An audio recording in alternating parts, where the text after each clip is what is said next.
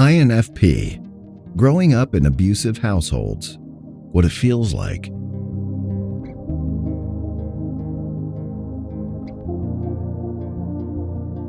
Growing up in an abusive household can significantly alter one's mindset, behavior, and more. It could lead to many complications with profound and lasting effects on individuals, regardless of their personality type. However, INFPs who grew up in an abusive home may experience abuse quite differently from other personalities because they're extra sensitive to emotions, and the emotional wounds will have long-lasting effects on them.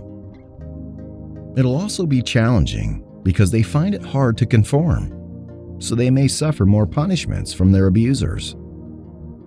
Let's see some experiences of INFPs who grew up in abusive households.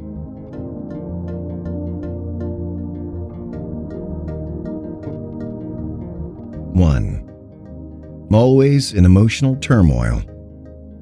For INFPs who are very emotional and extra sensitive, growing up with abuse will constantly lead to emotional turmoil because they're in a very vulnerable state. They're young and unsure of what life is yet, and because they're empathetic, the abuser can use this to torment them more.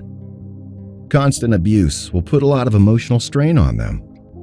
There will be frequent episodes of crying, predisposed to fear and worry, sadness, guilt, shame, confusion, anger, and feelings of abandonment, which creates a huge emotional gap that may never be filled. 2. Always daydreaming. To deal with the difficulty in the household, INFPs commonly use daydreaming as an escape from reality. They can quickly retreat into their dream worlds, where they create so many possibilities for themselves. They dream of an ideal home, filled with love and attention, void of abuse and physical or emotional trauma. Retreating into the dream world is a coping mechanism that INFPs living in abusive households adopt to stay sane and survive. It provides a temporary respite from the harsh realities of abuse, offering a sense of solace and refuge. 3. Self-doubt and low self-esteem. INFPs who live in abusive households can tell that there's always continuous fear, low self-esteem, and self-doubt because of the continuous exposure to abuse. The constant abuse will alter their thinking pattern and mindsets. It can make them develop a mentality of shame, not being good enough, lacking trust in their abilities, and constantly feeling that their abuser controls them. Because of their propensity for self-reflection, INFPs can internalize the harm done and feel unworthy when receiving love and respect. 4. Empathy and concern for others.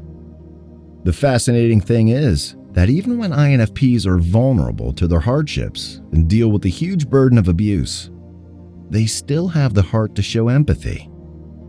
In a household abuse where there are INFPs, the INFP would most likely want to bear the burden of the others alongside him. This attitude can help them develop a heightened awareness of the pain and suffering of those around them, even if they can't help themselves. And if the burden's too much to bear, they can suffer depression even from an early age. Each INFP in an abusive home experiences abuse differently. Not all will show the same response to similar situations. So if you've experienced abuse, your experiences may slightly differ from what I've stated here. What matters most is that you heal from past experiences and have a beautiful future. Finding the right support people to lean on is a great start.